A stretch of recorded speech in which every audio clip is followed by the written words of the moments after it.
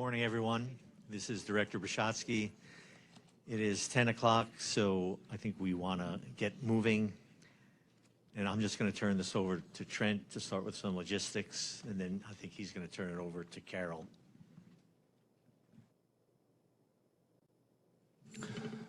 Good morning, everyone. As usual, before we begin, I'd like to bring to your attention some logistical items. If you mind going to the second slide. So first, please note that this meeting is being broadcast via webinar and is also being recorded. The meeting recording and materials will be posted to the Council's committee section of the webpage. Only members of the committee will be able to unmute themselves if you're participating virtually. Those participating virtually, please turn your cameras off unless you are unmuting to speak if you're a committee member. For those in the room, please remember to unmute your mic and speak clearly into it and identify yourself before speaking. And if you are online and have any technical issues, please call the ADWR help desk at 602-771-8444 or email tickets@azwater.gov. Thanks. Good morning and welcome to the third Assured Water Supply Committee meeting. Thank you all for taking the time to participate in today's meeting. I'm Carol Ward. I'm Assistant Director for Planning and Permitting here at the Department of Water Resources. For the sake of those who are listening online as well as for procedure, I will ask Council Coordinator Trent Blumberg to please call the roll. Please be prepared to unmute yourself and indicate you are present. Thank you. And like usual, if you are online, let us know. And if you are an alternate, let us know. Patrick Adams. Present. Brenda Berman. Patrick Dent, alternate for Brenda Berman. Cynthia Campbell. Doug Dunham. Kathy Ferris. Present. Representative Gail Griffin. Present. Spencer Camps. President, just note that I may have to leave early, and if so, Rob Anderson's going to sit in for me. John Kamik. Leslie Myers. Anthony Beckham. I think I'm a second alternate, so I just want to point that out. Joe Olson. Present. Clark Princell. Grady Gamage for Clark Princell. Commissioner Robin Sahid. Present. Joe Singleton. Here. Senator Priya Sundaresan. And she may be joining us late, she indicated online. Warren Tenney.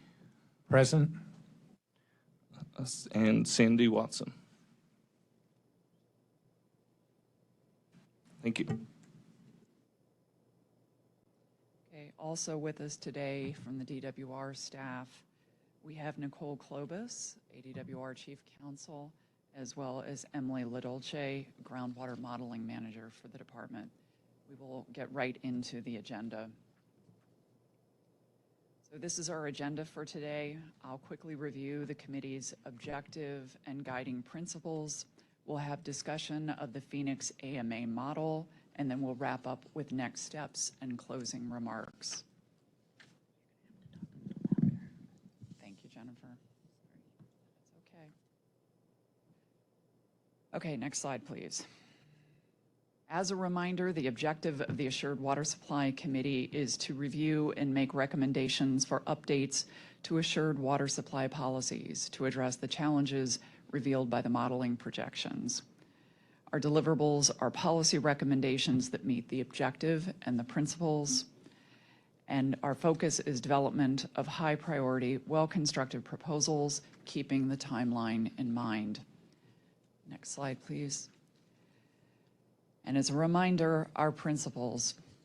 Proposals must protect the strength and integrity of the Assured Water Supply Program.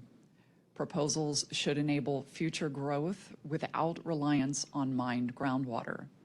Proposals may not reduce the 100-year requirement or increase the depth to which groundwater may be pumped. Proposals must ensure there is water before growth, and proposals must protect consumers.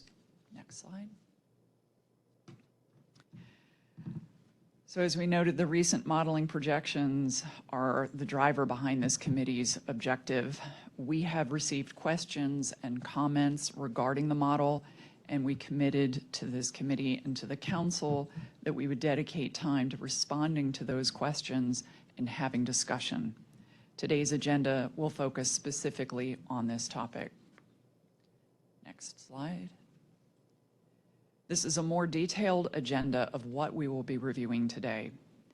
First, Nicole Klobus will review the modeling requirements. Emily LaDolce will then review the current projections. Then Nicole will return again to dig into the specific questions about the model and the underlying assumptions.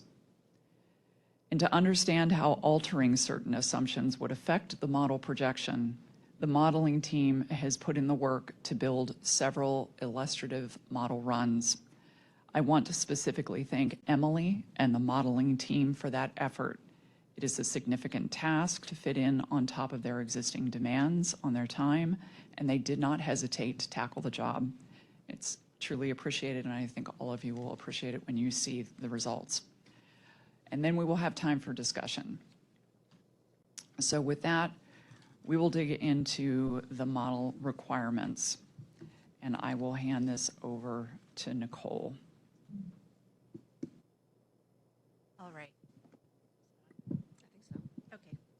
So many of the questions and concerns about the model are directed at programmatic requirements and assumptions that are tied to statute, rule, and policy, including assumptions regarding the use of effluent to replace groundwater pumping, ramping up of demands over time, and assumptions regarding Colorado River shortages. And that's what we'll be discussing today. Just a reminder, concerns and proposals that are technical in nature can be addressed by ADWR staff outside of the council and committee process, and you can contact David McKay, the Assured Water Supply Manager. His email is on the PowerPoint presentation. Technical items would be things like location of pumping, although we will get into that a little bit today and how that might work. Let's see.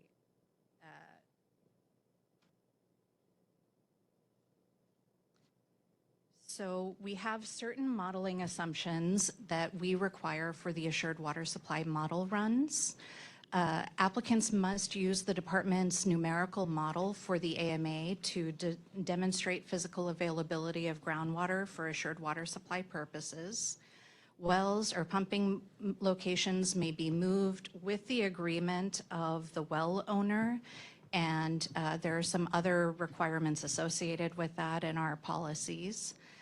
The model must incorporate the estimated water demand of all analyses, certificates, and designations, as well as existing demand. These demands must be updated with each submission. And ADWR includes CAGRD replenishment according to the most recent plan of operation. Artificial recharge other than CAGRD replenishment must be removed unless the applicant is demonstrating the recharge and recovery as an assured water supply, and effluent is accounted for as currently used or as demonstrated for a determination of assured water supply. The modeling requirements are defined in statute, rule, and we've provided links to those for your guidance. The links will be active on our website. We've also provided the citations. We've also linked to 2 substantive policy statements that provide guidance regarding the implementation of the statute and rules. And I think this is where I turn it over to Emily. Or one more, okay, so, all right. So the Assured Water Supply Program requires ADWR to evaluate the availability of groundwater supplies in the AMAs for 100 years before permitting additional future subdivision growth on groundwater. The assured water supply models are regularly updated by the department, and we use the best available science, data, and projections, and are constructed to meet the rules, policies, and requirements of the program. And we also have previously given additional background on the model history and calibration. Rather than going through that again here today, we think you're all familiar enough, but you can certainly review that in our presentation available on the ADWR website. And now I'll hand it over to Emily. Thanks, Nicole. All right, I'm going to spend a little time talking about the current projection, just as a review. So the department did a 100-year assured water supply projection using the recently calibrated Phoenix AMA groundwater flow model, and that's what I think everyone here is familiar with. That projection included existing groundwater demands and issued assured water supply demands for analyses, certificates, and designations. We included artificial recharge and recovery of long-term storage credits at the rates and volumes that were indicated by the designation and orders of designated entities. So that does go into the future, and I know that was one of the questions. We also include replenishment from the CAGRD per the 2015 Plan of Operations, and the 2015 is the most recent plan, and that's why we're referencing it. Really quick, and then the long-term storage credits that aren't specifically pledged that were put into the model historically do get removed at a rate of 1/100th per year, and that's because we take those out so that entities who are coming in can't rely on those if they don't belong to them. Okay, so this graph is showing the assigned pumping in the historical period, which is the green, and then the projection period, which is the colors. Let's see, a couple things I want to point out here is that historically, we've seen pumping as high as 2.3 million acre feet per year. So that, you see the green, it peaks in the 50s. That was the peak of pumping in the Phoenix AMA. And it's gone steadily down since then. And in the last couple decades, we've hovered right around 1 million acre feet per year of pumping out of the AMA. Moving into the projection period, we put in analysis, certificate, designation, and then existing demands at 100% of their rate in year one. And that total future assigned pumping is approximately 1.35 million acre feet per year. I'm going to highlight a few of these categories here. The analyses, that's the gray line on top, those add up to 135,000 acre feet per year. Certificates are 195,000 acre feet per year. Designations account for 295,000 acre feet per year. Pumping related to agricultural use is 345,000 acre feet per year. This is based on our 2021 reported data.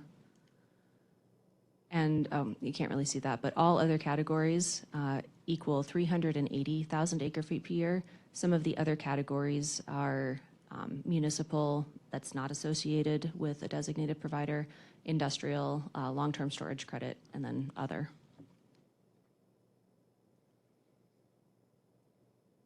So we look at the results of the projection in two ways. We're looking at depth to water, and we're also looking at unmet demand. So I want to take a minute to talk about what unmet demand actually means as it pertains to the model and these results. So this is a schematic of a model cube. We've got 3 layers, layer 1, layer 2, layer 3, and you can see that the starting water level in the model is in layer 1. All right, and then when we put a well in to the model and we assign pumping to it in the projection period, just for example here, we've got this well pumping 1,000 acre feet per year, and then we run our 100-year projection, and what we find at the end of that is that the water level's fallen below the bottom of the well, and it stops pumping. And so the unmet demand is going to accumulate at a rate of 1,000 acre-feet per year for the remainder of the simulation. So that point that the well went dry through the remainder of the simulation, we'll see that accumulation of 1,000 acre-feet per year. For example, let's say in year 35, the water level drops below the well depth. That means we have 65 years remaining. So the unmet demand is going to be 65 years times 1,000 acre-feet per year equals 65,000 acre-feet of unmet demand at the end of 100 years. Okay, so here are the results from the projection that we released in June. And it's the same results that were in the previous presentations in the tech memo. It's just that we've put the depth to water on top of the unmet demand points so you can look at it all at once. And I apologize for that square, but the total future demand is 135 million acre-feet. That's added up over the 100 years. So that's that 1.35 million acre-feet per year. And what we see is at the end of that 100-year period, we have existing demand from agriculture is about 2.7 million acre-feet, analyses 1.3 million acre-feet, certificates 0.7 million acre-feet, and designations 0.1 million acre-feet. And the location of the dots show you where those wells are going dry or exceeding 1,000 feet. We've got a swath of 1,000 feet below land surface in the southeast part of the model domain, also around the edges. And then a lot of the unmet demand that we're seeing is along the sides of the white tanks and the sides of the model in general. And that's largely because the aquifer is becoming desaturated and it's just hitting bedrock at that point.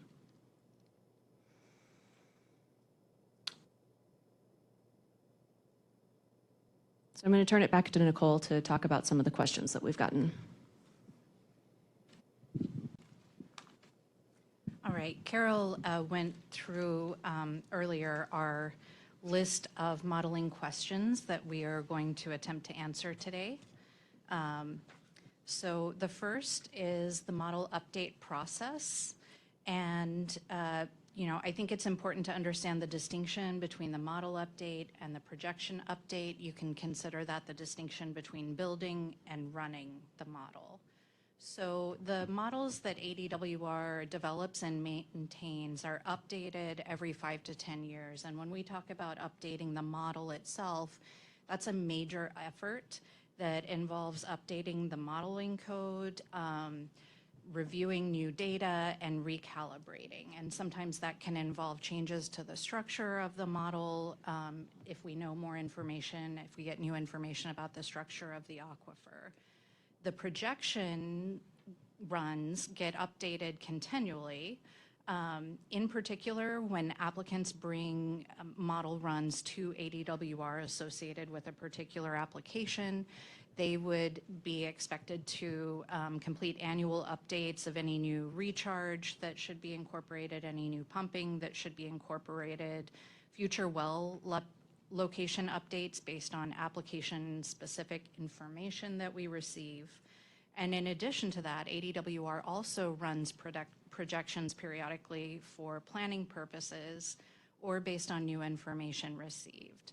And you'll see some of those projection run updates that that our team has completed recently for planning purposes later in this presentation. The next question is about future well locations. So when we're talking about well locations, we're generally talking about the water providers, municipal providers. Those are the well locations that have the greatest impact on the model. They tend to have the largest amount of pumping and, of course, the greatest concern with unmet demand for assured water supply purposes in particular. So we generally rely on the providers to tell us where their wells should be located, where their pumping should be, how their pumping should be distributed among their wells. We think the providers know best how they're likely to use their system. They know if there are specific requirements associated with WRF or CERCLA, if there are water quality issues that drive them to use one well over another, if there are production issues, if they have maintenance issues with a particular well location or anything like that. But to go into a little more detail about it, there are existing wells and then there are future wells. Sometimes we refer to those as hypothetical wells. So the existing wells have a real life location and we use that real life location in the model.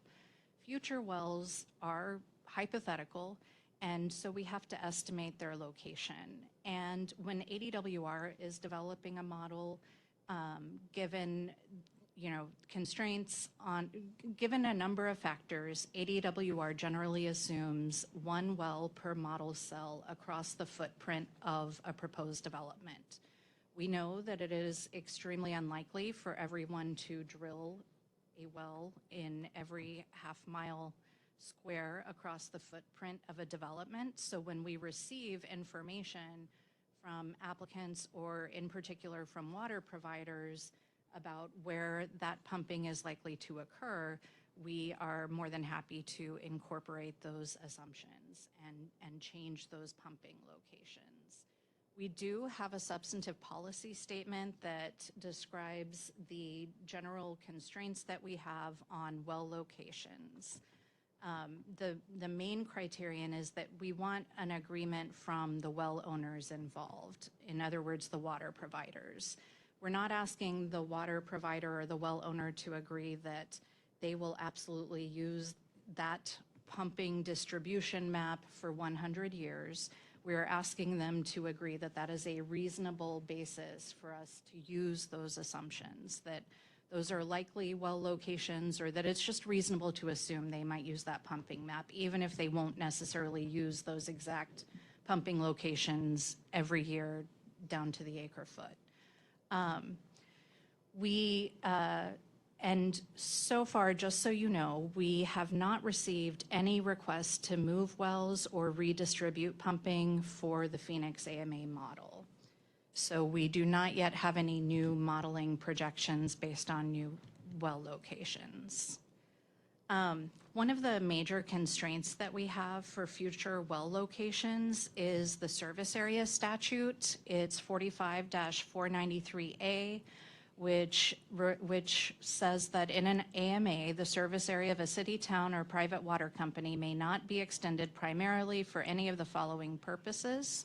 The first purpose identified is including a well field within the service area. And it's important to note that this refers to the service area. It does not refer to a CCNN for a private water company. And so we are concerned specifically with the service area. And providers generally update their maps annually with ADWR. That's the map that we rely on. If there are wells that are proposed, well locations that are proposed outside the provider's service area, then they generally must have a reasonable basis, and that has to be a basis other than to obtain groundwater. So if we get a submission that says we have placed these wells in this location because that's where the water is, that's not helpful. That appears to be a direct contravention of the service area statute. But there are cases where we have allowed applicants to use assumptions about well locations that were outside the service area. And we've included some examples here, and we'll talk through some examples after this. But obviously, if a well location is in a spot that's immediately adjacent to the service area, then that is usually a reasonable assumption that the service area would expand to include that well location. If it's within the footprint of planned development, such as a certificate or analysis, it's also perfectly reasonable to assume that the provider would have a new well that's located within the footprint of that development. We also have seen proposed well locations that are within the path of future development, and specifically certificate or analyses either issued or even pending applications. And we have incorporated those assumptions. And in addition to that, and similarly, we've seen proposed well locations that are on state land with proposed development on state land. For example, when state land has an application or has an issued analysis of assured water supply, then it's reasonable to assume there will be development there, and it's also reasonable to assume that a well could be located there. So just to walk through some examples, in example 1, the future well is located outside the service area, but it's in an adjacent cell. And just to remind you, the cells within the Phoenix AMA model are about half a mile across. Well, they're cubic miles. Half a cubic mile, is that how you would say it? Well, regardless, it's half a mile. It's half a mile in distance. And of course, anything that's located, if you put a well in a model cell, then it would presumably be in the middle of the cell. We can assume that it's relatively close to the service area line that also runs through the middle of the adjacent cell. And so I think it's reasonable to assume that this is where a well might be located. Assuming that that provider agrees, we would accept this proposed well location for model assumption purposes. In example 2, we have another well that's located outside the service area, but it's a few miles away from the existing service area. And so this on its face is likely not consistent with the statute, but I can't tell you definitively because there could be other contextual circumstances that could justify this well location. I'm just saying that based on this alone, there may be an issue with this proposed assumption.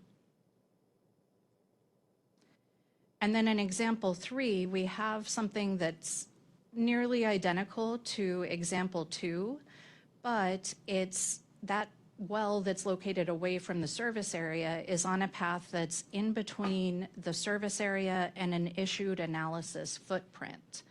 And so although it's not within the footprint of the analysis, it's perfectly reasonable to assume that the water provider might establish a water line between their existing service area and the development within the analysis, and then that they might have a well drilled on the path of that service area line that runs between those two footprints.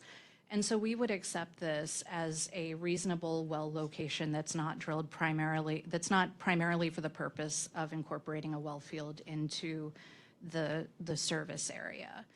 And the purpose of walking through these examples is not to tell you just that these examples are acceptable, although obviously, or that 1 in 3 are acceptable and 2 is not. It's just to illustrate that there's a lot of factual context that we take into account. And so we are willing to sit down with anyone who wants to talk about individual well locations that may be proposed as far as model assumptions go.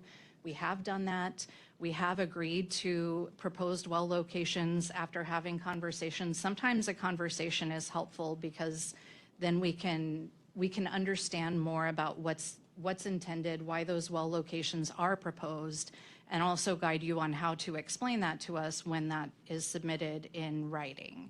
But it is definitely something that we have to consider on a case-by-case basis, and we're attempting to comply with the service area statute in 493A. Nicole, can you give a little bit of background on why the groundwater code prohibited water providers from just expanding and plunking wells wherever they wanted to kind of lock up that groundwater?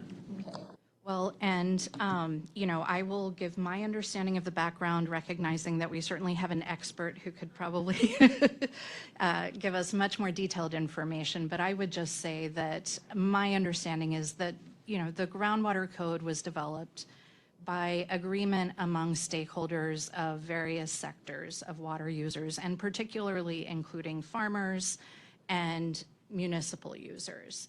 And there was a lot of concern by farmers about cities going out and essentially buying up well fields in order to essentially, and creating water farms in order to essentially take water from underneath the land. And as we all know, unlike in the model, water doesn't stay within individual half-mile model cells.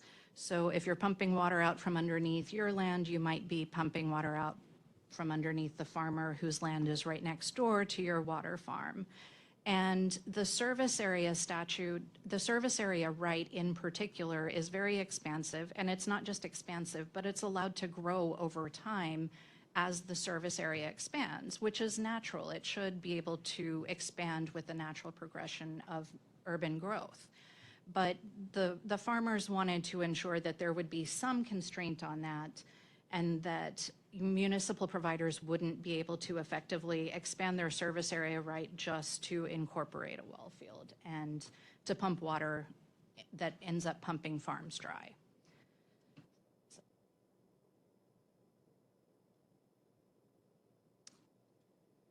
We, let's see, have also had questions about, oh, it looks like there's a question? Yeah, can I ask, are you moving off of well location Yes. issues? Could I ask a question then? I have heard criticism that the model distributes a fair number of wells on hillsides where there are not likely to be wells, and that is an unrealistic assumption. Is that a fair criticism? And if it's not, why not? And if it is, how could that be modified? So I would say, you know, I don't think that we can say generically yes or no, it is or is not a fair assumption. I acknowledged that I don't think it's fair to assume that any development will have a well within each half-mile, square on a grid within that development. I think some of those hillsides may have shallow depth to bedrock, and in some cases, developers or water providers may try to avoid putting wells in locations that have like a 200-foot aquifer depth. But there are other cases where if the entire development and the entire water provider service area is in a shallow aquifer area, they may have to drill a well there. That being said, we definitely encourage anyone to please help us update those assumptions where they are unrealistic. And we are largely looking to have some general agreement from the water provider. If the water provider is not yet identified, then the developer would have a little bit more freedom to give us an updated well assumption or updated pumping assumptions. And you, again, just by contacting David McKay, the Assured Water Supply Program Manager, he'll take the information and get it to the right people, and then that will help us to update any of the model projection runs. So we are happy to update that where those assumptions are not correct. We would prefer to have updated assumptions. We'll take To that Representative point. Griffin, then Kathy. How soon would that be rectified if somebody submitted that information to you? I'm sorry? How long would it take for you to change the model if that information was provided?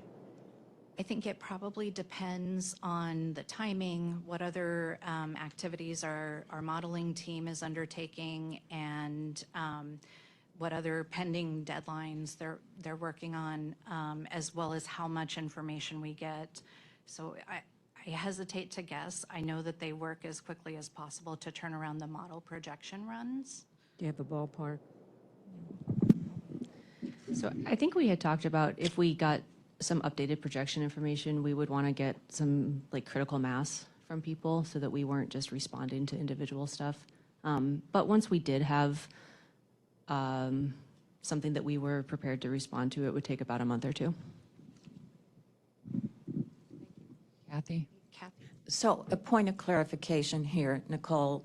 The red well, did I understand you to say that that would be permissible as long as it was connected via a pipeline to the actual service area?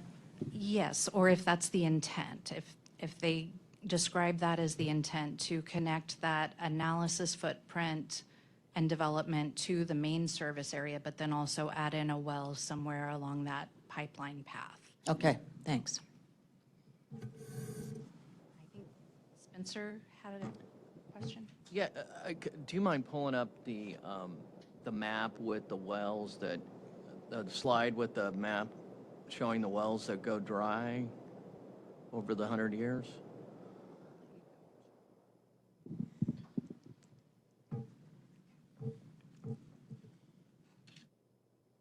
Because the reason this discussion's important is because you've expressed that you understand that limiting wells to the location of the project in many circumstances is not viable. But most people wouldn't do that. It doesn't make sense because the depth of bedrock. And this demonstrates that, I think, very well, that most people would not put wells in these projects because of that exact issue. As a matter of fact, I know for a fact there's a number of these projects under their analyses that their wells are off-site. Now, that may run conflict to the statute you cited as it relates to service area expansion, but either way, I don't know if those off-site wells are being reflected in this model. I can tell you how we approached this area is where you're talking, right? So we received information about just the footprint of that analysis or the certificate. So I'm kind of like generally tracing around what that would look like. It's a bigger area than what's shown of those grid cells. But then we put one well per cell, and the ones that you're seeing on this map are the ones that went dry. Correct. But not all of those projects are going to be served by wells on that project. Yeah. That's the difference. That's the disconnect I think we're trying to talk through, is there are proposed analyses with wells off-site, not on the project, and I don't believe that's reflected in your model. And that's what I heard from Nicole, and correct me if I'm wrong. Yeah, I think that is correct, that in those particular locations, we have made assumptions about the wells, about all pumping being distributed throughout the footprint of each individual project. And if the applicants or the provider were to provide us with the necessary information, then we could figure out how we can change those assumptions about those pumping locations. And then that's going to be difficult. I mean, that's going to be really difficult and take a lot of time, but I appreciate the opportunity to do that. Just so everybody's clear, meanwhile, these projects are obviously suffering significant financial harm while we figure this out, and that's painful to a lot of people. But having said that, how many of these wells that are identified on this slide are running afoul of the service area challenge as it relates to this statute? Well, I think that's part of why we've distributed it this way, is because if there is a development that takes place, then the development itself would likely be the service area, or certainly would be within the service area of any provider that's serving it. So any location on that footprint would certainly be within, would be an appropriate location under the service area statute. So just for clarification, if I heard you correct, every single one would have that statutory conflict? No, would be within I think it would meet the statutory requirement. I don't think it would be conflict. I don't think that those well locations conflict with the statute.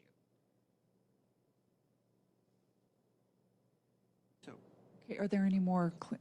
Grady, yes. I'm just trying to be sure I follow what you just said. I think what you just said is you made assumptions that the statute would permit because they're within the project, even though most of those projects have not used wells in those locations to satisfy their analysis. So ADWR is distributing wells into places that logically no one would drill those wells, but legally it would be permitted. And so then those wells turn out to go dry. So we know that when we have to make these assumptions about the well locations, we know that whatever assumption we make is wrong. So we just have to put it somewhere, and distributing it evenly across the project footprint has seemed like the fairest way to do it, rather than trying to do a best guess that might then create a negative impact on someone else. So, but again, we encourage we encourage everyone to help us update these locations to improve them. We certainly want to improve the model in that respect, but we need the information from providers and/or applicants to do so. Okay, if there are any further clarifying questions for staff on this, I'd be happy to take them, but I also want to leave time for us to get through everything and have further discussion at the end, too. Yes, Spencer? And just one more. The well locations for the analysis are provided to the department. So why, and then of course when you get it, when you're after a certificate, the well's already built. So why isn't that information included in the model if you're able to identify which specific wells go dry? So you're saying the wells are already built when there's a certificate? I mean, sometimes that's the case. You got to have the water. I'm sorry? You have to have the water to get a certificate. Yeah, I don't think the well already has to be constructed in all cases. So if we know that it's associated with a particular existing well, then we would include that because we do include existing wells. But it's for the certificates and analyses where we don't have a specific link to an existing well, then we've made the assumption. Okay, so is it possible to get the data on what wells were used in the model as submitted from an analysis holder and what wells were assumed? Well, I don't think we have it separated out like that. I think we just have all of the wells.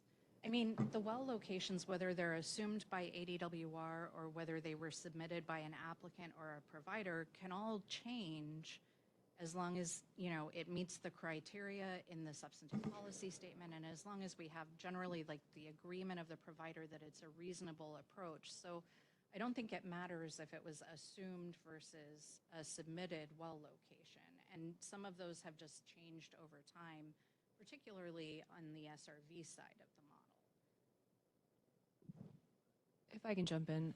So what Nicole just said about on the SRV side of the model, that's a great example because we've gotten information from providers about where they're going to put things over, you know, the 13, 14 years that that model's been in use.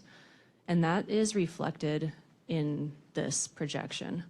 So I think that's part of why you're not seeing as many wells go dry on the SRV side versus the lower Hassayampa side, because we're really getting into like the tipping point of where there's just, we're going to start seeing problems at the edges. So if we, you know, once we get more information about where those wells actually are and we update it, we might see a slightly different result. But I wouldn't expect it to change the overall, like water balance. We're still in like a deficit situation. Which we will unpack a little bit further for you as we move through the presentation. But I appreciate all of the questions. I'll let Nicole move forward at this point. All right, we've also had a lot of questions about certificate demands. And so just as a reminder, the model itself is a living document, and we do incorporate new demand data when it's received. Generally, assured water supply applicants would be updating the data in their model projection before they submit the model run for their application. And the demand data is based on reported pumping for existing uses, and then pumping associated with issued assured water supply determinations to the extent that those assured water supply determinations are not already incorporated in existing uses. So existing uses plus unbuilt assured water supply determinations.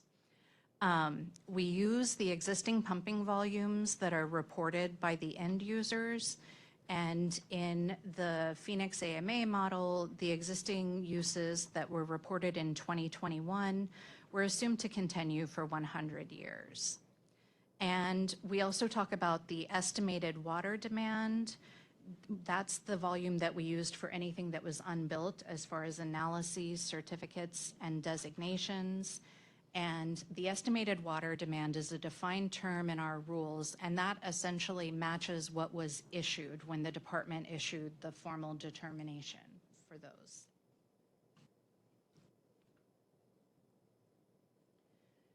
We have also received Before you go past that one, if I could just ask a question.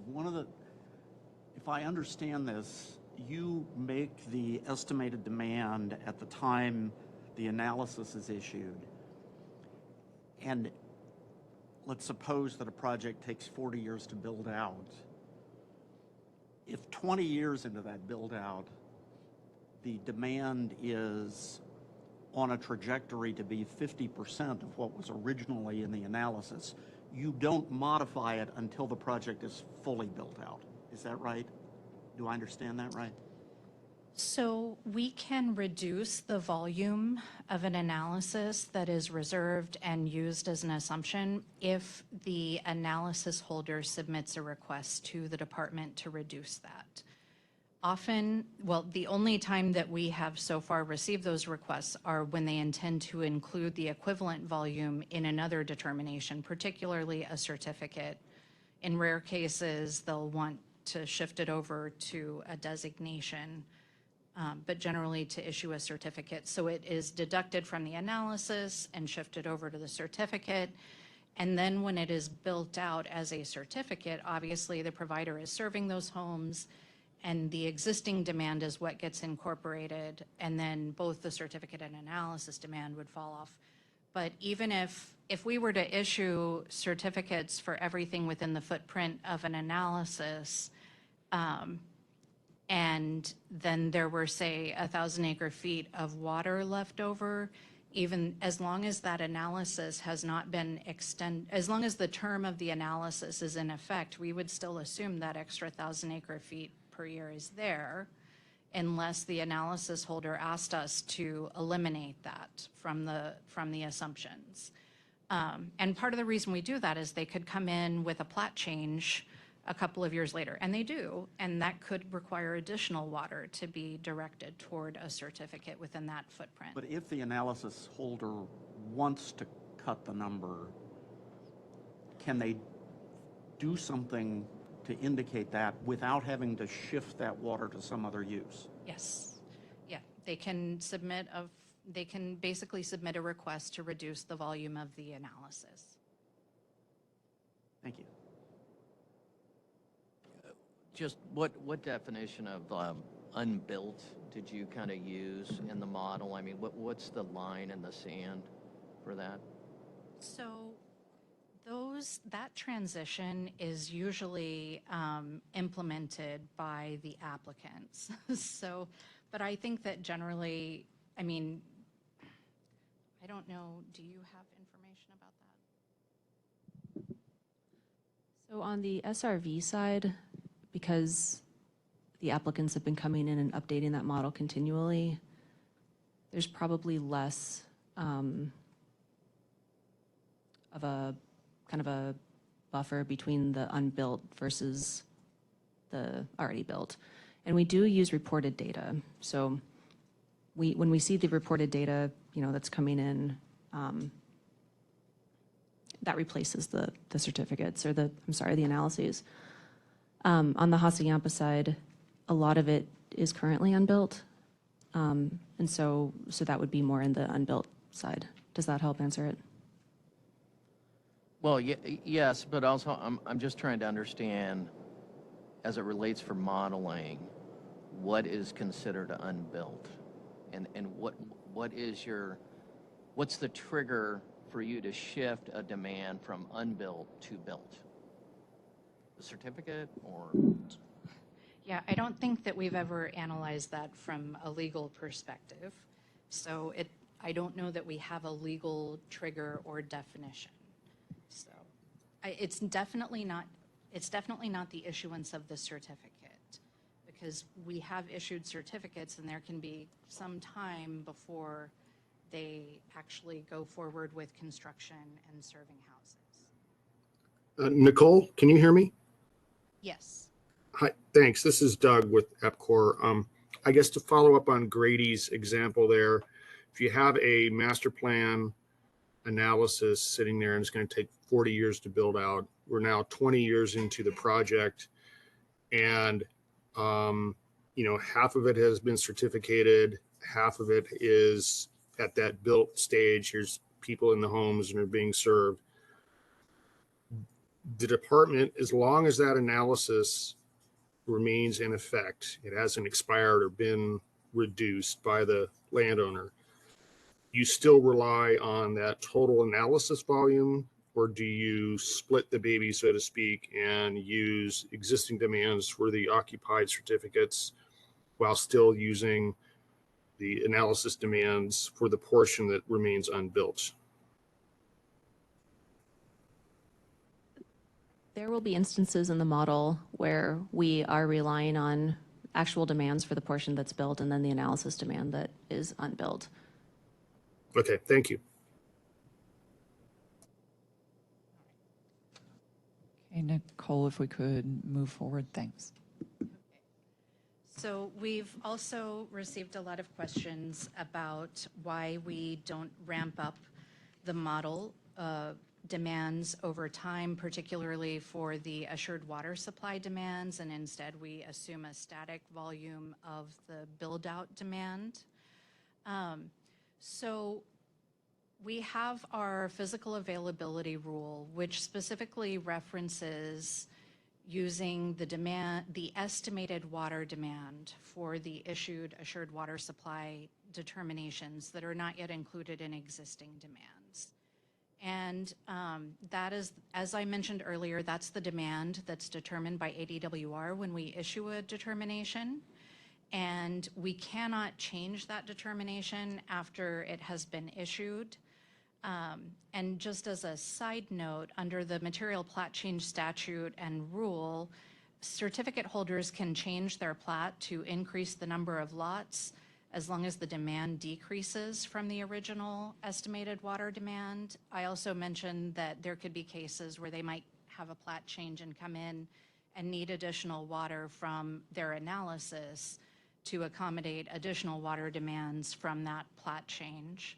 If it were to increase, we do typically see decreases more than increases.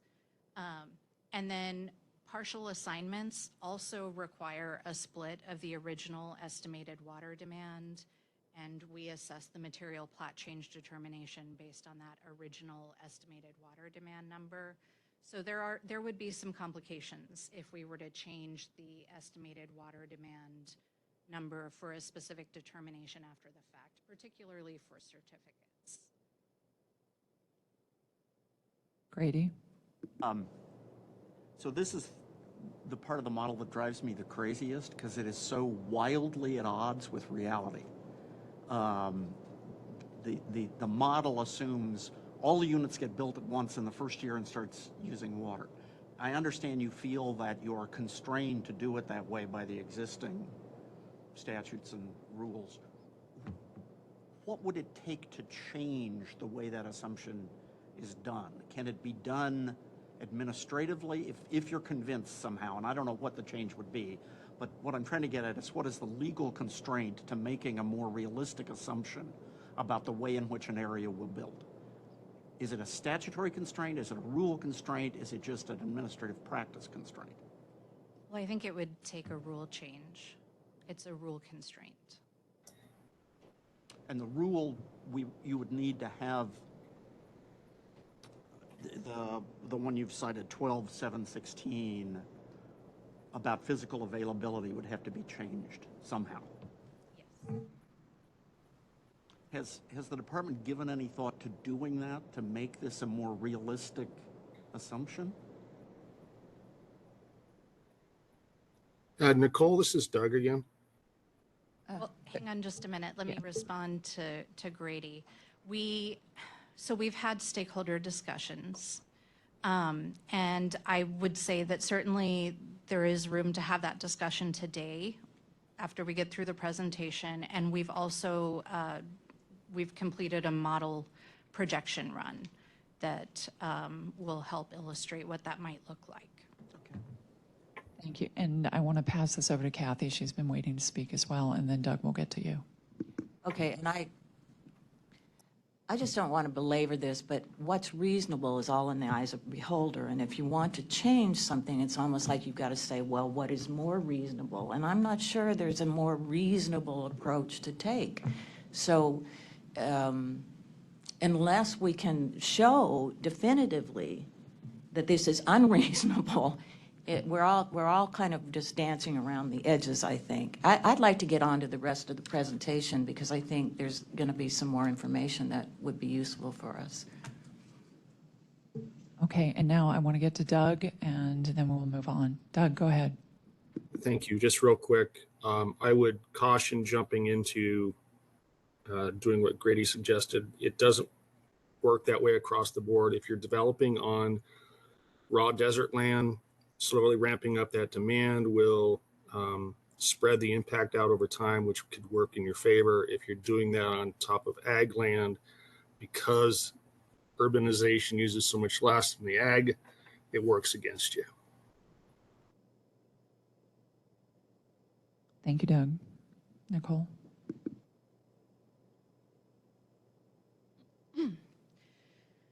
We have also received several questions about recharge in the model.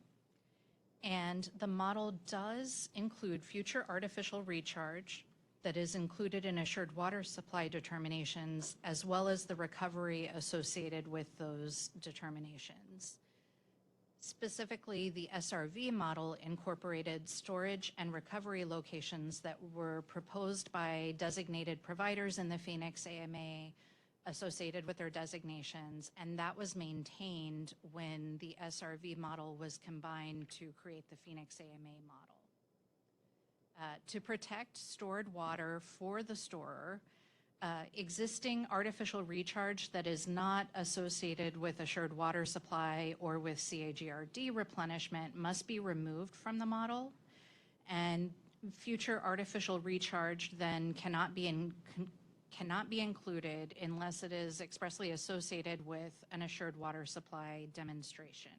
And again, setting aside CAGRD replenishment, which we'll get into next. And we've also provided links to the statutes regarding recharge and assured water supply assumptions for your convenience.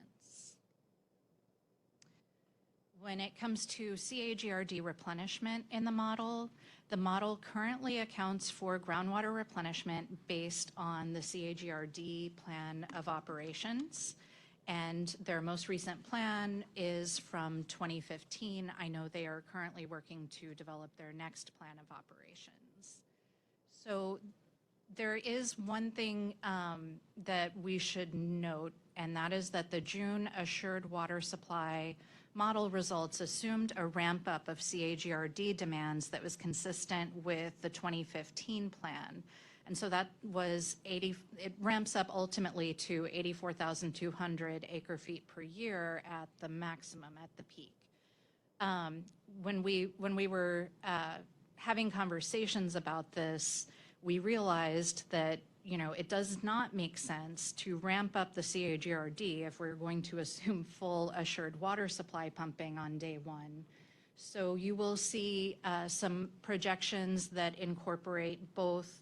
As I mentioned, we're doing a ramp up. We'll show you the results of assuming a ramp up of assured water supply demands, but we're also doing projections that assume the full CAGRD replenishment on day one, combined with the full assured water supply use on day one. Because, as I said, it makes sense to coordinate those two assumptions. We do not, however, assume full replenishment for all future groundwater use in the model associated with all assured water supply determinations, because it's just unrealistic to assume that the CAGRD will have the water supplies and the storage facilities to replenish something on the order of 400,000 acre feet per year in the Phoenix AMA only. The CAGRD was not intended to be used to demonstrate the physical availability of supplies. They don't demonstrate the availability of their supplies, on day one.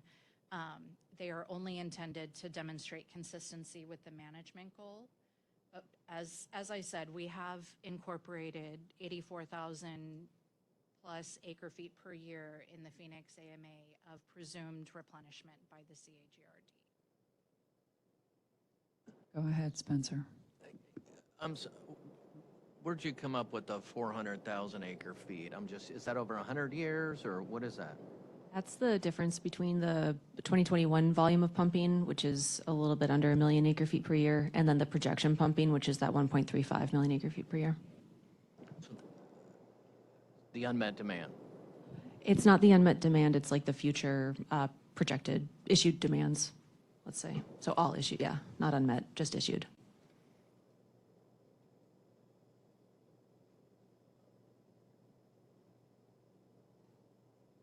But that's outside the plan of operation, correct? Yeah, so the plan of operation assumes 84,200 acre feet per year based on the 2015 plan, assumes that at the maximum replenishment. Okay. Is it? Yeah, how many years out is that? So there are different increments, and there's a certain volume of replenishment obligation that they have to assume for, I think, members likely to join, or current members, and then members over the next 20 years. I'd hesitate to describe that without reading the statutes to you. It's pretty complicated. Unless, Patrick, would you like to recite that? No, but I don't mind volunteering Laura to answer questions to the extent she can. I don't think that's right. Yep. We do have a graph that shows the ramp up, the GRD ramp up. Yeah. Yeah, it kind of. No. We assume that it continues forward at the maximum rate. Yes. No, we don't do 20 years and then stop. We do ramp up, and it's not even ramp up over 20 years. It's a long-term ramp up. Yeah, it may help to see some of the slides that we have further along in the presentation here too. Yeah, the 400,000 acre foot number is just to demonstrate that if we wanted to assume that all future assured water supply determinations would be replenished by the CAGRD, that would essentially require 400,000 acre feet per year of replenishment by the GRD in the Phoenix AMA, without including the other AMAs. Looks like Laura has some information. Yeah, go ahead, Laura.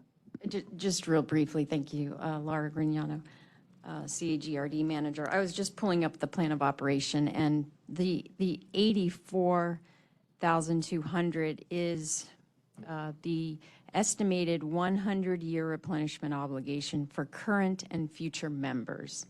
That's in the current 2015 plan of operation. The statute requires that the CAGRD look at the projected replenishment obligation of our current members, and then we estimate any new members that may enroll in the 10-year planning period. So that's the estimated obligation for the existing members when the plan was submitted, and then the estimated new members within the 20-year or the 10-year planning period out 100 years. Thank you, Laura. Okay, let's keep moving on. All right. We also receive many questions regarding the use of effluent. Just to be very clear, the Phoenix AMA model does include assumptions regarding effluent use. Obviously, we don't include effluent itself in the model because it doesn't involve pumping of water. We do include existing effluent use as of 2021 in the model as a reduction in existing groundwater pumping. And even if a certificate assumed 100% groundwater use, we still would use the actual 2021 deliveries for all existing uses for the model assumptions. I would also note that we do include some effluent discharge in the model, particularly with respect to the 91st Avenue treatment plant. We would also include assumptions about future use of effluent if it meets assured water supply requirements. And generally, that would be if it's included in an issued assured water supply determination. But the key is that we really need credible information about future effluent use in order to incorporate that into model assumptions. Future effluent can be stored and recovered. It can be recovered inside or outside the area of impact. It could be committed by contract to third-party users. Of course, the Phoenix contract with APS is a prime example of that. And it can also be discharged. So we don't want to make assumptions about how the effluent will be used without getting sufficient information to justify those assumptions.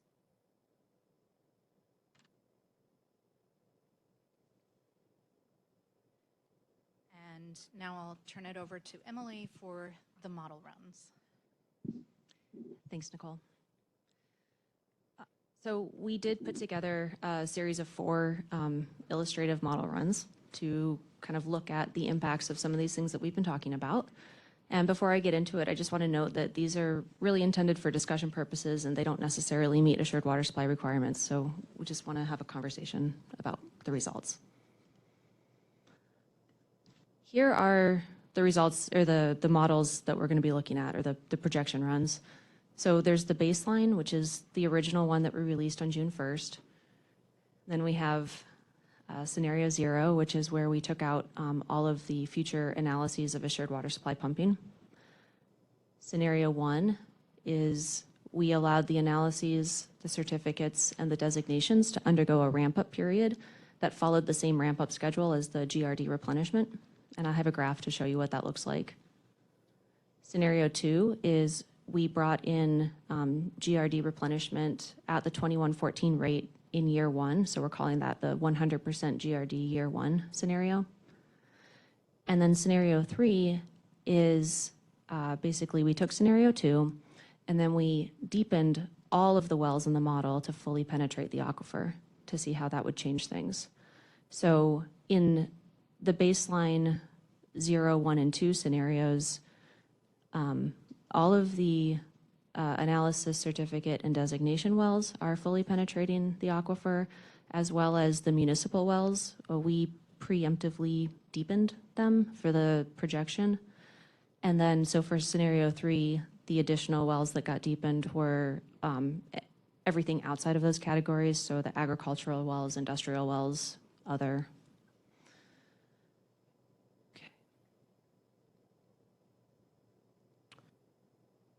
Okay, so this map is showing the location of the artificial recharge and replenishment in the projection period. And this applies to our baseline run as well as these scenarios. But I wanted to give you a visual of where the recharge and replenishment locations were.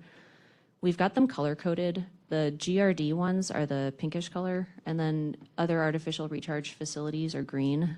And they're labeled artificial recharge in DAWs, so that would be where the designated providers are telling us that they plan to put artificial recharge in the future. And that's been incorporated into the model. And then the GRD replenishment locations is where we're putting in that future replenishment per the plan of operations.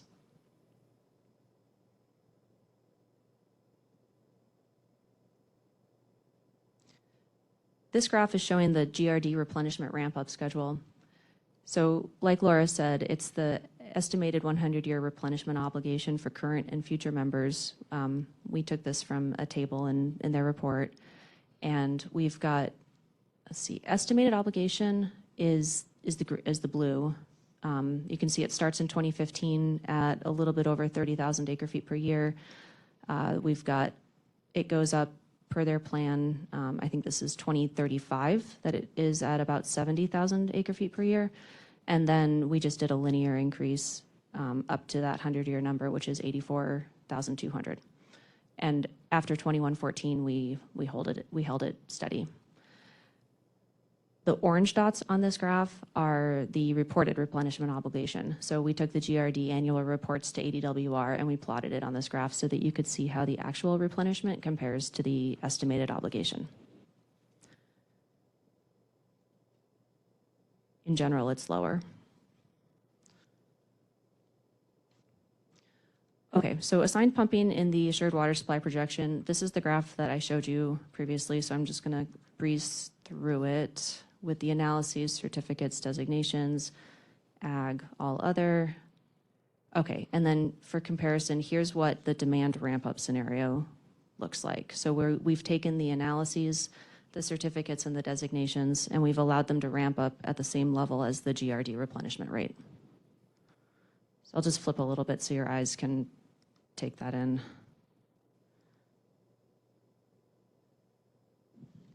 Can you remind us what year that reaches the full build out?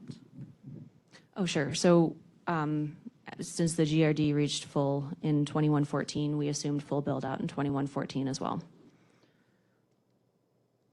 So just to put some numbers on it, in this scenario, the average, so I put a little squiggle line instead of an equals because obviously the actual number changes per year because it's ramping up. But on average, analyses are taking out about 119,000 acre feet per year. Certificates are taking out about 173,000 acre feet per year. And then designations are 261,000 acre feet per year. Everything else we held the same. And then, like Nicole mentioned, full demand comes in at 2114.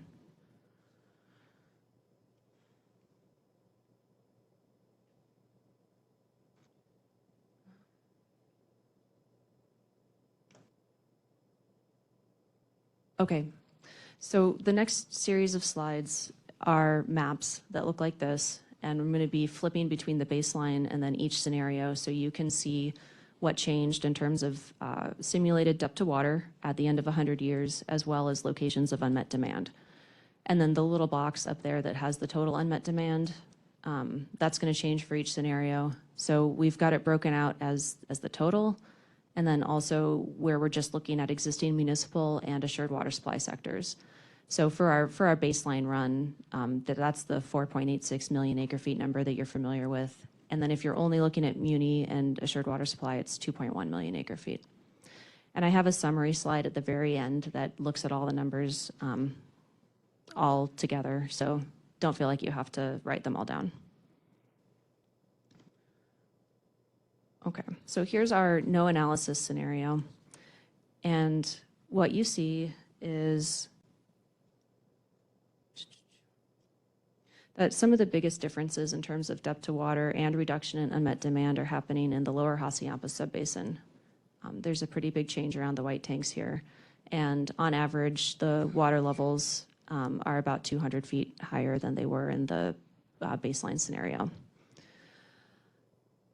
And you see just on a total model-wide reduction in unmet demand of 41% from that baseline.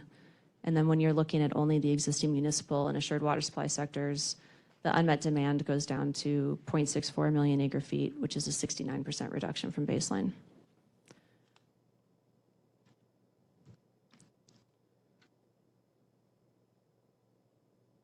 Okay, moving on to scenario 1, which is, sorry, I got to get my notes in front of me. Okay, this is the demand ramp-up scenario. So here's baseline, and then that's what changes when we allow the demand to ramp up. So I'll just toggle a little bit because I think it's helpful to see. Toggle. Okay. There's a little bit of change in terms of depth to water in the West SRV and the lower Hassayampa, but you still see quite a few wells that experience unmet demand. And that's reflected in our total unmet demand numbers. We see a 21% reduction from the baseline. And then when you're looking at just muni and assured water supply sectors, we see a 24% reduction from baseline for a total of 1.58 million acre feet of unmet demand.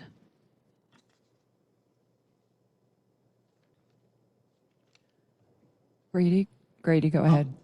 Could I ask a question about holding ag demand constant throughout the whole period? If you're going to ramp up, which you're not at the moment, but if you were going to ramp up development, shouldn't you be ramping down ag just as a natural function of development occurring?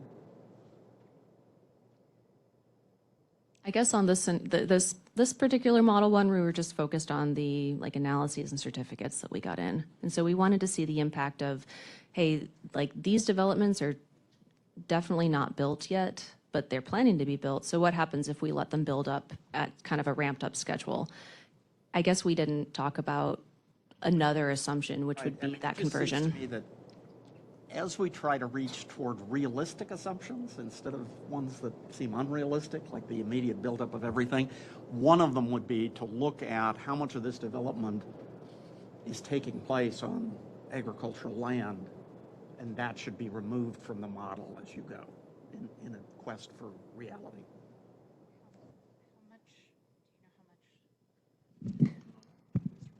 Yeah, the development on the ag land is removed. I'm not sure if they adjusted the ramp up to ramp down the ag or just to remove it on day one. And I also don't remember how much of the assured water supply development that's already in the model overlaps with ag land. I don't know if you have that information.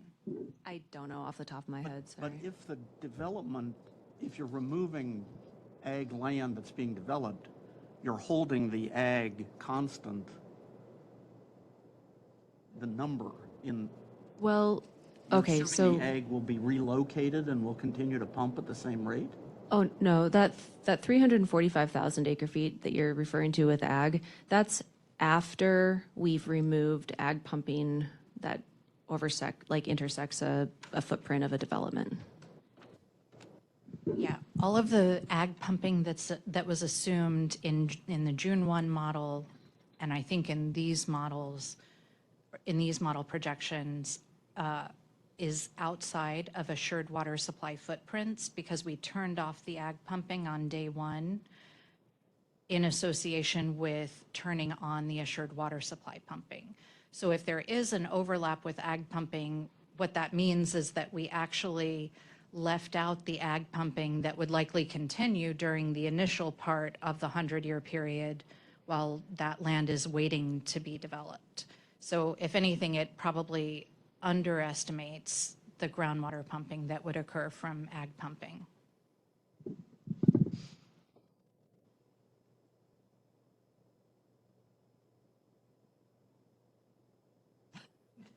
Okay, thanks, Grady. We'll move on. All right, demand ramp up scenario. Okay, and then I'm going to go into scenario 2, which is the bringing in GRD at 100% on year 1. Here are the results from that scenario. So there are some like localized impacts, and that's just based on where those facilities are located. So you can see like up in the edges here, the water levels are looking a little bit better. Also up in here, we have a couple analyses that no longer experience unmet demand as a result of increased recharge in this area. But for the most part, like on a model wide, we don't see a lot of changes from this one. And I think it's really just because the volume of water going in is not able to compensate for the volume of water that's coming out. There's only a 1% reduction from baseline in total unmet demand, and then a 0% reduction when you look at just the muni and assured water supply sectors. Spencer, go ahead. I noticed, and correct me if I'm wrong, but at the beginning you talked about the recharge basins that were future recharge facilities that the designated providers were going to build, and then the GRD replenishment basins? Well, they're already built. Okay. Yeah. Well, I thought I heard future and the designated providers. I know the GRD replenishment are. Future recharge. You want to Yeah, it's future recharge, future water storage, but at existing facilities that are already Okay, permitted. good clarification. But there is a replenishment basin that will be constructed in the Hassayampa Basin for the GRD, and that didn't seem to be included. And Laura might be able to give potential information on where that is in the process, but I think that would be important for the modeling. Yeah, so as I said, we only include the recharge facilities that are permitted in our modeling. Okay. because otherwise we wouldn't be able to issue anything based on the model if it includes future recharge facilities that don't qualify for assured water supply purposes. We also relied on their 2015 plan of operation for not just the replenishment volumes, but also for the replenishment locations. And certainly when we receive their next plan of operation, we would incorporate those changes into our model assumptions. But for now, we're relying on that as the most recent information we have. Nicole? Is that Doug? Yes. So, how did you guys handle the GSF recharge instead of the site specifics?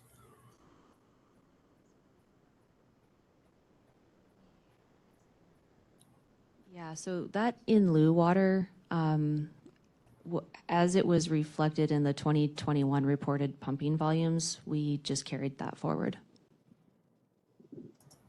Thank you.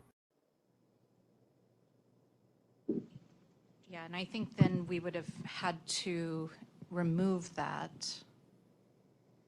If it was under, if it was within a footprint of the analysis.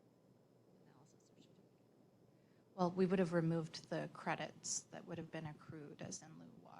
So, yeah. All right, last scenario is scenario 3, which is just like this one, but where we've deepened all the wells that hadn't already been deepened. So just, let's see, let me get to the baseline one again. Okay.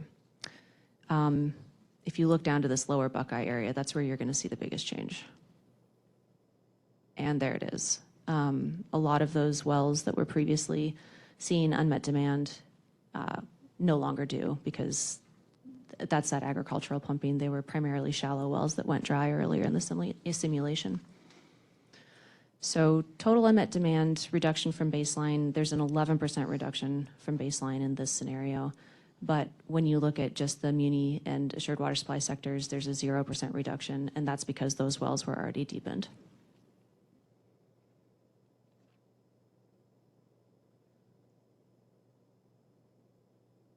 All right, this table provides a summary of those projection runs.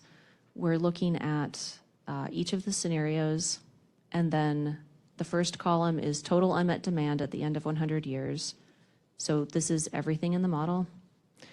The next column is unmet demand in the existing municipal and assured water supply sectors.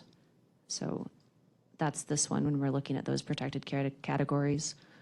And then the last two columns are the percent reduction from baseline for each of those. A couple things to say about this.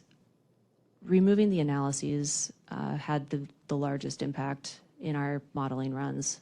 And we think, you know, that it's a lot of water. I think it was, it's 135,000 acre feet per year of pumping that comes out.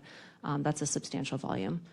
When we do the demand ramp up, we also saw a little bit of an impact. And so, you know, it just shows that some demand reduction does move the needle. And then when we look at the two GRD scenarios, with and without well deepening, we didn't really see much of an impact there.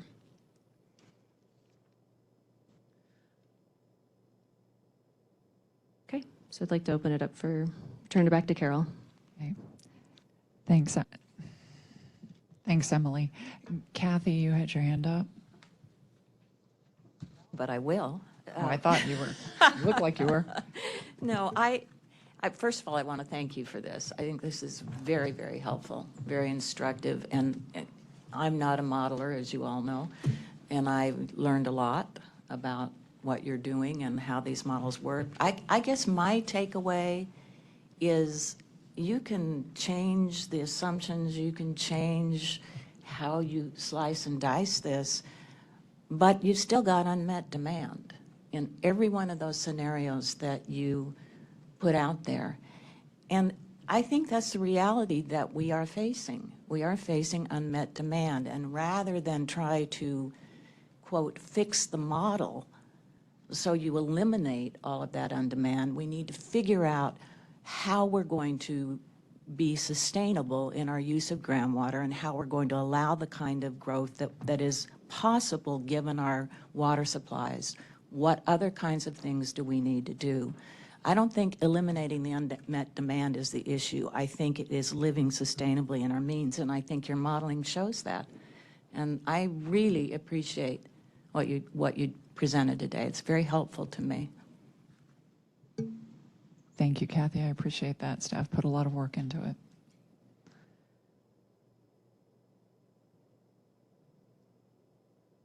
So we're here today to answer questions about the model.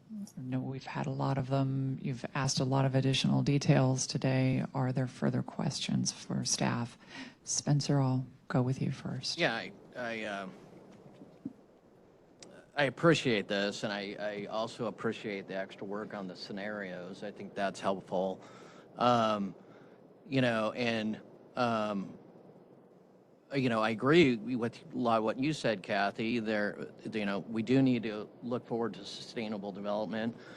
We've talked about how the GRD is created to specifically meet the goals of the AMA and safe yield. And, you know, as it relates to for sale housing, we are sustainable and we do meet safe yield, and every project approved since the GRD was created has.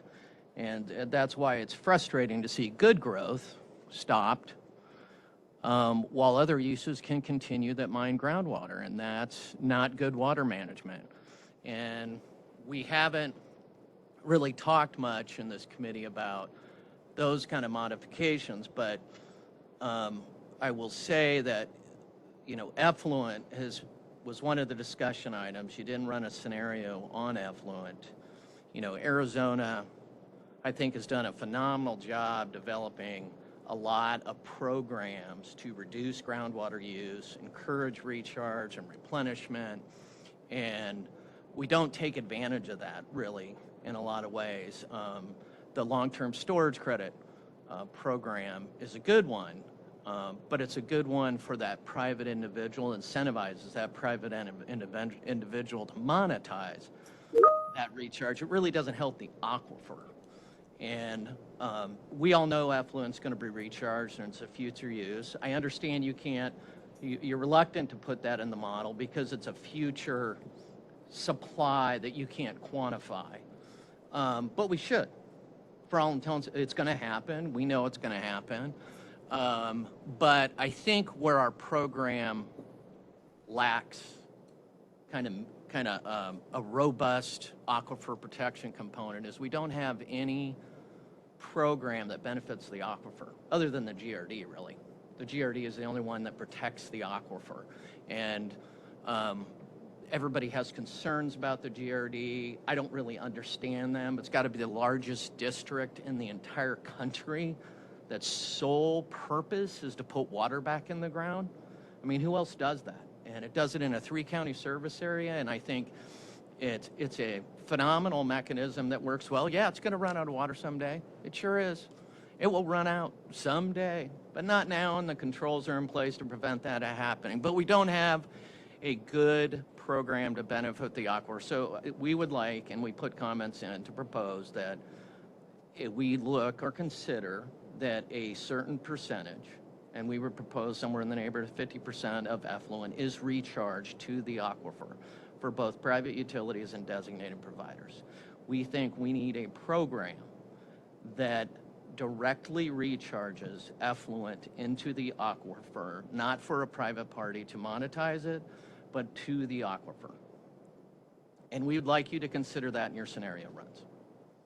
Spencer, so to be clear, your proposal is a mandatory outcome for those who currently control the effluent, that they have to recharge 50% of that to the aquifer and relinquish control of it so it's no longer theirs. That's what you're proposing.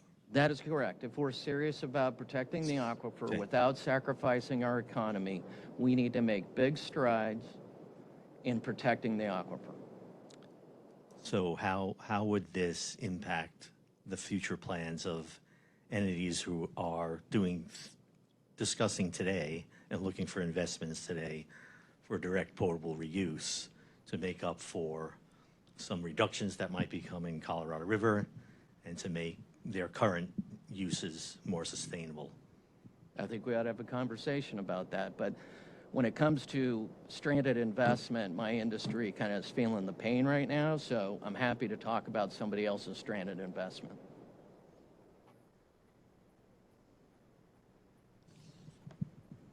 And I would point out, too, that if providers are using that reclaimed water as a renewable supply, that is offsetting groundwater use.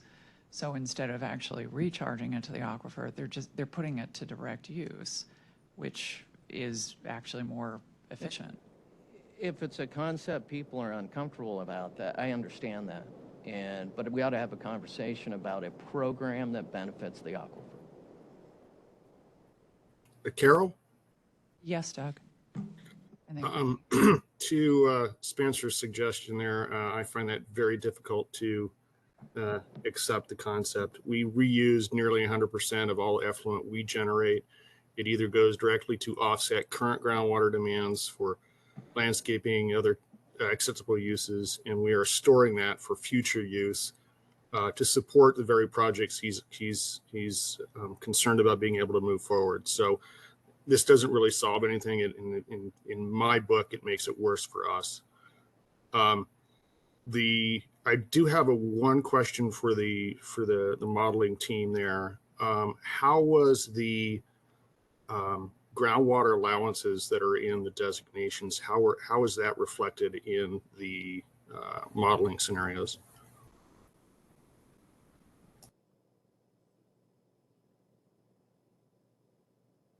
We don't model the groundwater allowance because that's a consistency with management goal component.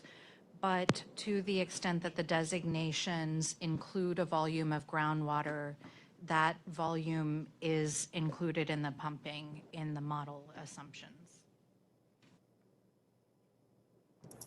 Thank you. Spencer, go ahead. One more question and then I have to leave. So don't take my exit as any sign. I do have to leave. I was curious, in the model, there's unmet demand, 2 designated providers. And why can designated providers continue to grow with unmet demand while non-designated providers with unmet demand are not allowed to grow?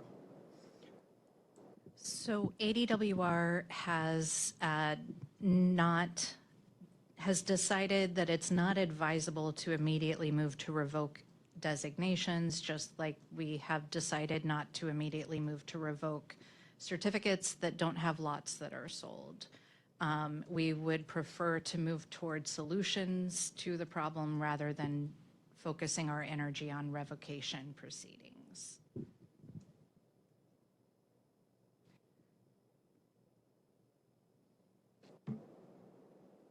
Grady, did you have something? Yeah, this has been terrific. I think this was really useful. But I take away from it a different conclusion than Kathy does.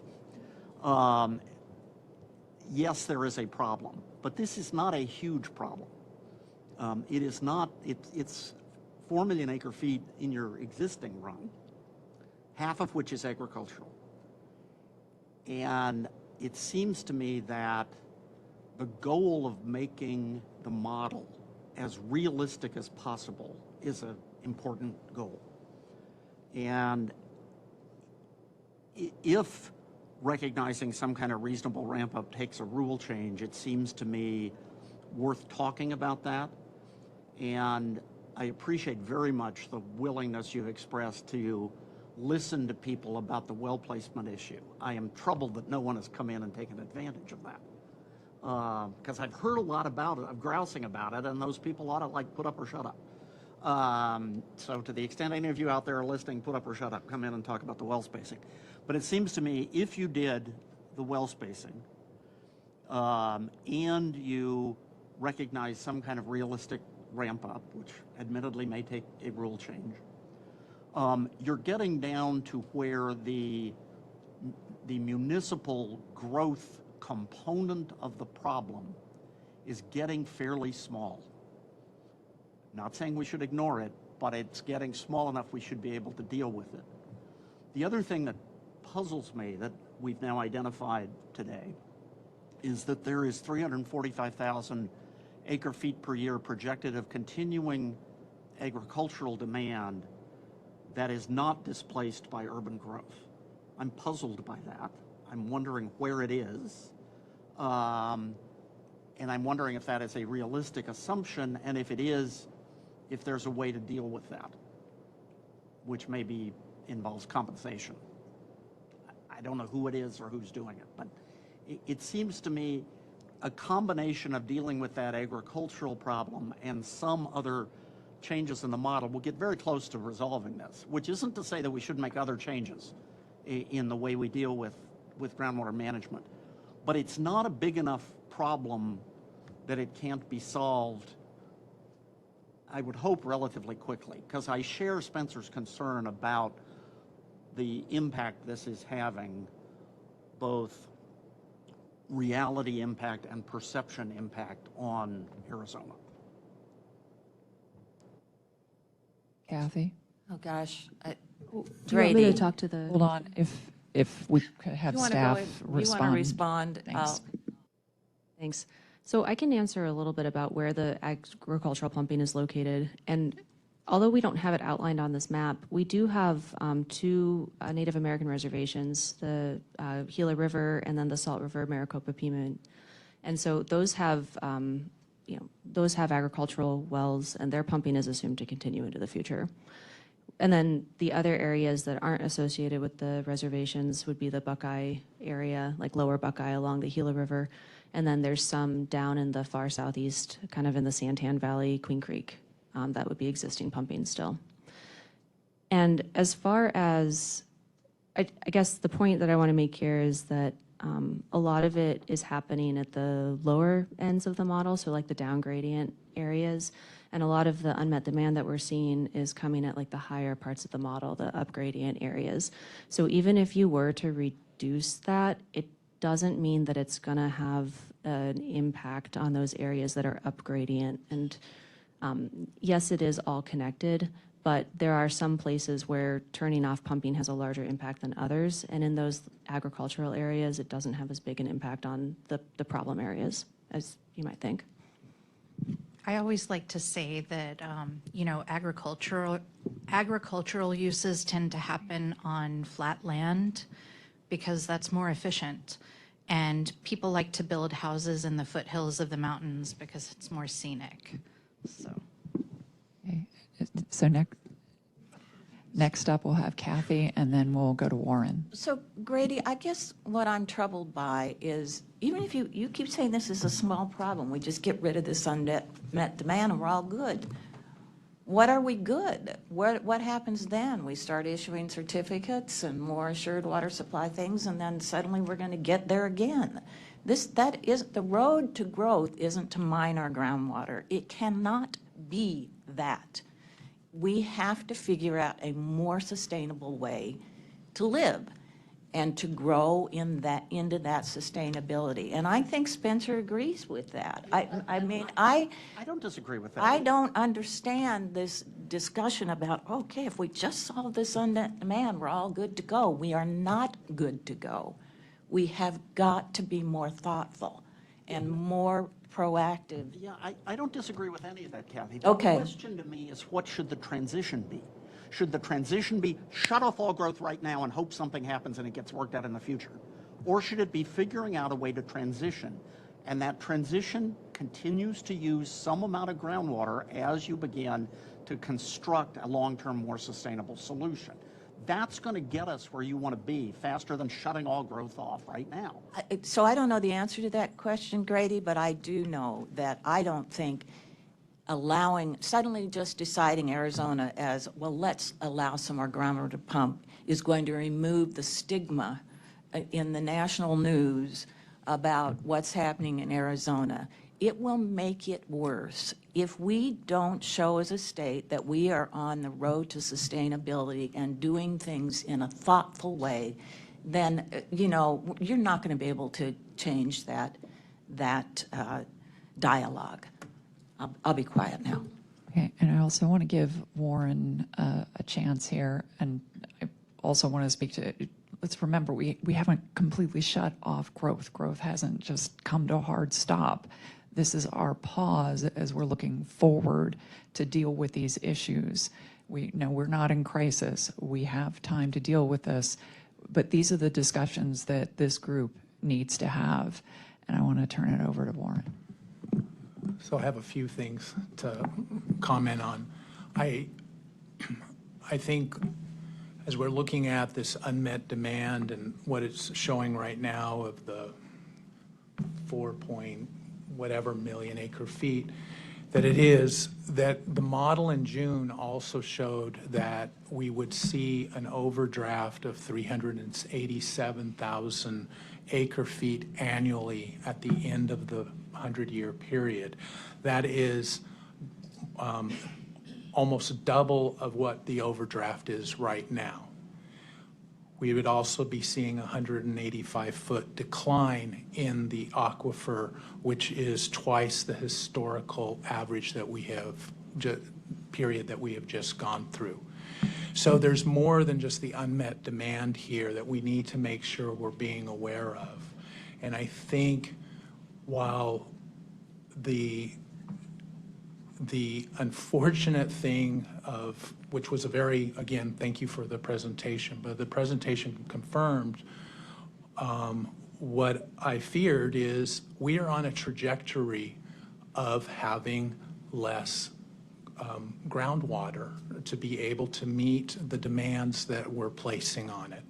And no matter how you tweak it, maybe it might solve it for today, but in 2 or 3, 5, 10 years, we're going to be at the exact same place that we are today. And this trajectory is what we have to deal with. We're seeing a similar trajectory with the Colorado River. Less water is going to, less Colorado River water in our future. All of this means we have this opportunity here, as there's this pause, to really grapple with some policy and other decisions that we can try to make so that we can have a sustainable future.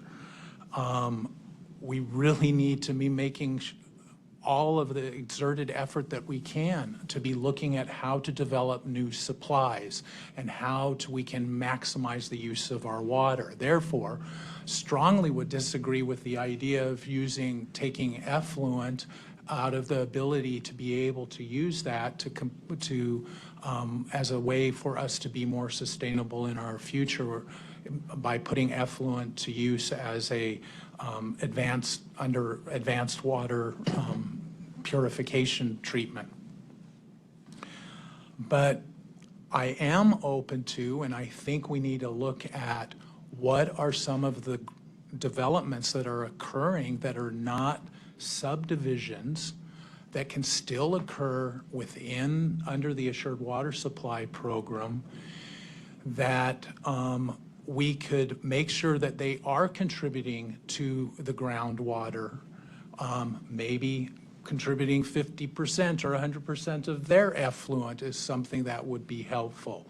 And so it's, again, looking at this development that's occurring outside of designated providers that have no requirement under the Assured Water Supply Program. That's something we need to grapple with. I believe that the Assured Water Supply Program as a whole is what has benefited our aquifer over the last 30 years. I do not think it is just the CAGRD, and I think what we are seeing is we're in a real challenge as a state where we have had development occurring.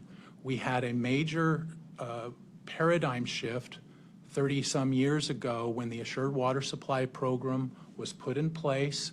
We had then also the creation of the CAGRD. The way development was occurring changed at that time. And I have heard just recently, as recent as a couple of years ago when we were working on the post-2025 committee, and concerns were being expressed about the CAGRD and is that helping, and what's the long-term implications? And the comment was to folks that had those concerns, don't worry about it. Physical availability will take care of it. And we are at that point now. And we're also at that point of where we have another paradigm shift of looking at how we're going to have development occur. Development can still occur in Arizona, and I don't think we should be echoing comments that the New York Times is suggesting that it's all shut down. I recognize that this is a terrible, difficult situation for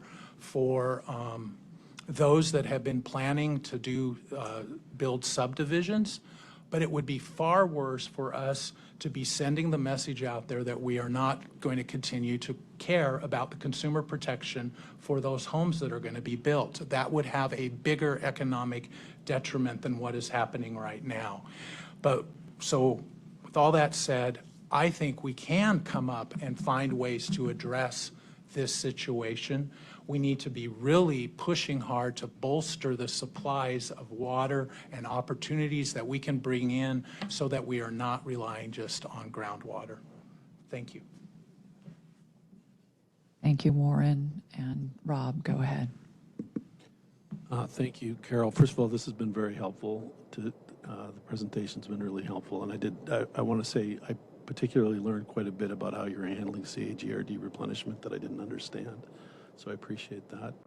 I'm not sure I completely understand it yet, but then I'm not a hydrologist, although I practice as a lawyer, so I claim to be one. 3 points. The first one is the moratorium is hurting, and it's hurting bad, and we're fooling ourselves if we don't realize that. The certificate of assured water supply is a first step towards fairly substantial investments, and those investments aren't being made today. And that means that the moratorium is going to, you're going to feel it. Maybe you're not feeling it right now because there's 80,000 lots in GRD or whatever the number is. But it'll hit hard in about 2 or 3 years in terms of that inventory. So it's going to have an economic impact. And I think the designated providers know this, but the moratorium, the idea that, well, it only applies to these people and not to these people, you're getting questioned very hard on your designations and what's going to happen with those. So this, I think it's important for people to realize it's not just, development is occurring, don't worry about it. It's having a lot of a negative effect. I would like clarification of one thing, and this is just another point on the model. Can you pull up the slide where you have the graph and you're showing the groundwater demands going forward? And this is just, I'm not trying to do an I gotcha here. I want to understand a number in this that I'm not sure that I do.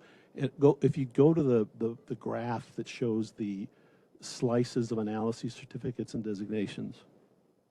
Okay, what is the designation number? You have a groundwater number in there of 295,000 acre feet. What is that? No, why are designations not using that much groundwater is my question. So the question is, how are designations using that much groundwater? Yeah, how are designations using that much groundwater? Well, we looked at the designation and orders. I mean, is that GRD? Are they all in GRD, or what are they? That includes pumping that will be recovery outside the area of impact. Okay. And I think to some extent, the way that the SRV model was constructed, I think they just put in all of the recharge for the designations and all of the recovery. So it may also include pumping that is within the area of impact that technically doesn't require a demonstration of physical availability. But when they were constructing the SRV model back for the 2010 redesignation process, they just included it all, and then we determined after the fact this is recovery within and this is recovery outside. And so it's Okay, it just seems like a big number for designations that are not supposed to be on groundwater. I mean, obviously designations are in GRD members, so they would be, but There Yeah, are a few okay, that are okay. designated based on Okay, member I don't- service area status, but they also have volumes associated with that as far as how much GRD replenishment would be included. But a lot of that, I think, is storage and recovery. Okay. Let me move on. Transition, and I want to echo what Grady was saying about transition.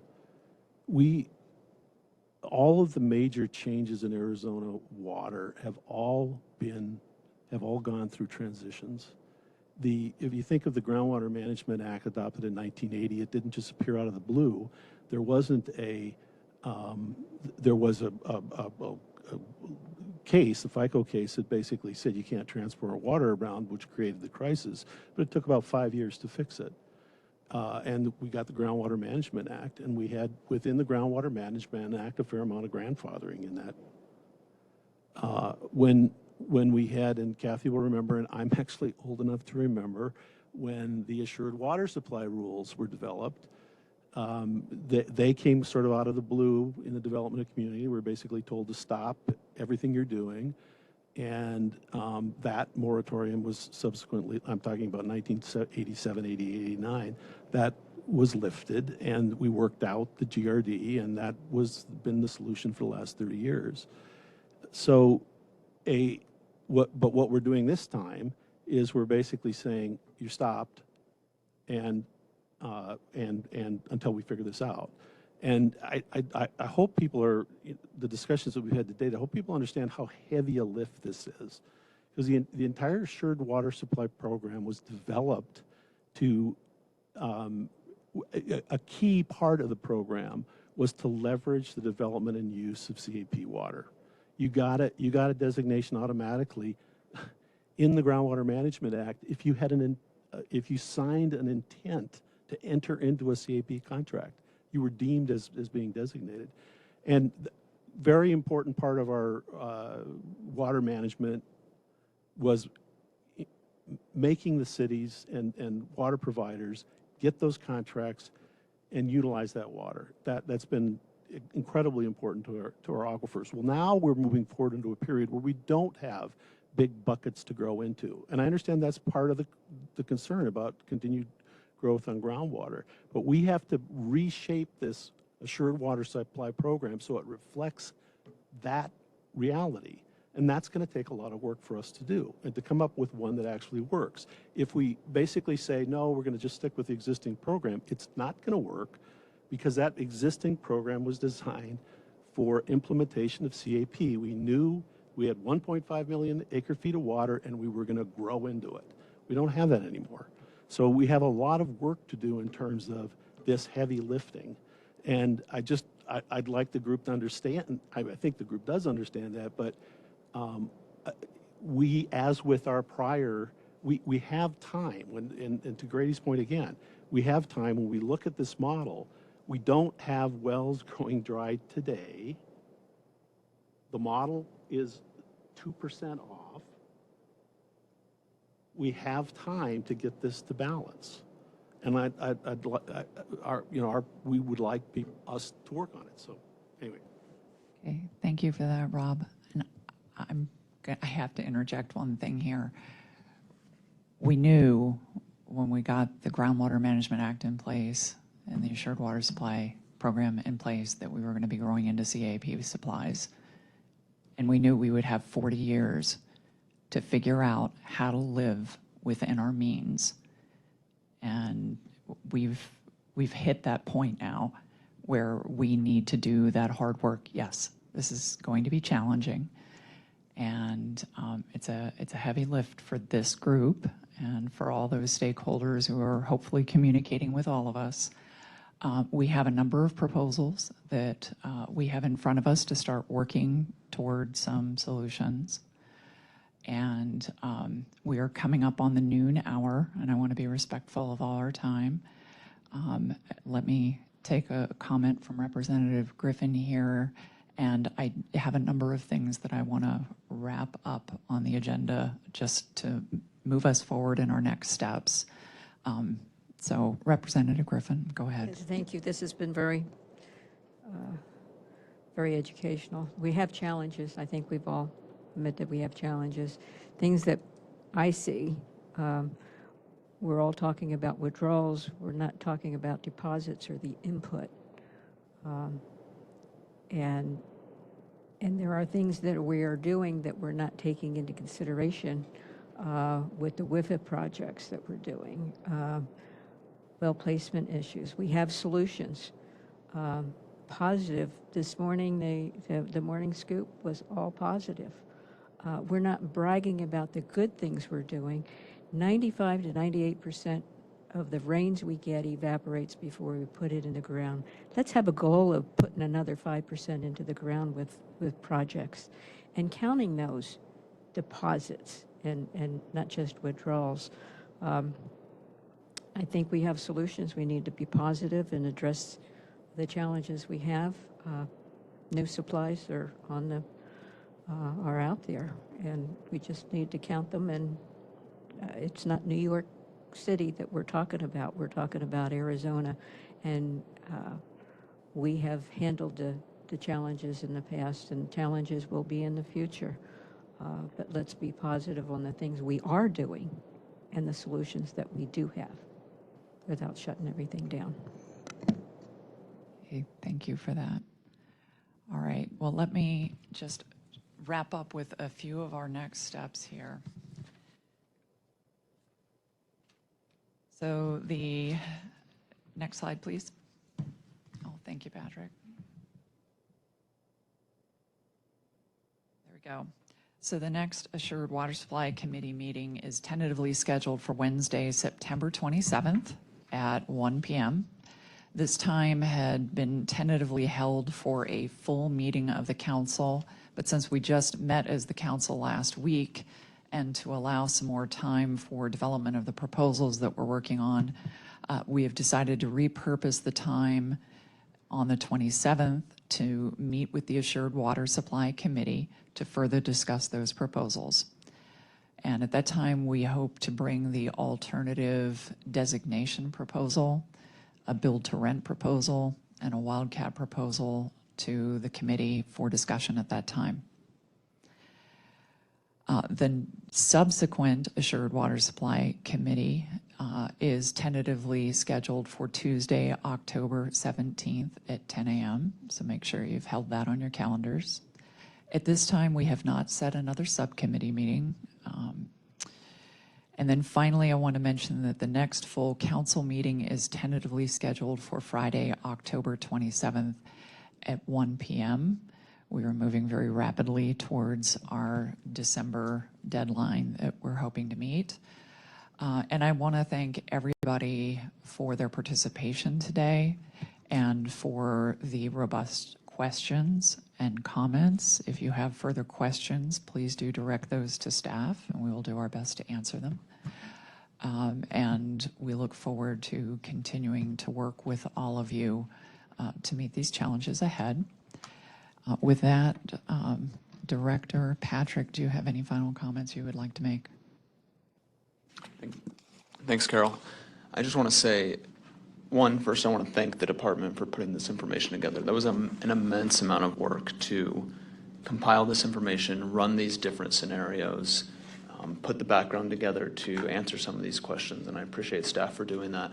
I appreciate some of the optimism we've had today, and I agree that we need to find policies and paths forward that improve our water management practices, because this 100-year projection is a reflection of our current practices, right? It's a reflection of business as usual, where we have situations of overdraft, groundwater level declines, unmet demand.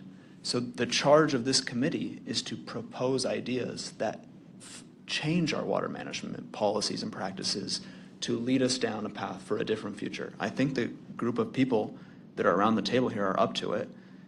Rob, I appreciate that it is a very hard lift. We have an aggressive timeline, but let's get some progress and move forward so we can put some of these recommendations forward in December, knowing that our work is going to continue after that time. So I really appreciate all the comments, the questions that we had from committee members today, and I really want us to keep forging ahead over these next few months as we reach our first benchmark here at the end of the year. So we can continue, as Representative Griffin mentioned, to highlight and tout the great history of water management that we've had in the state and the great history we're going to continue to have on water policy. Thank you.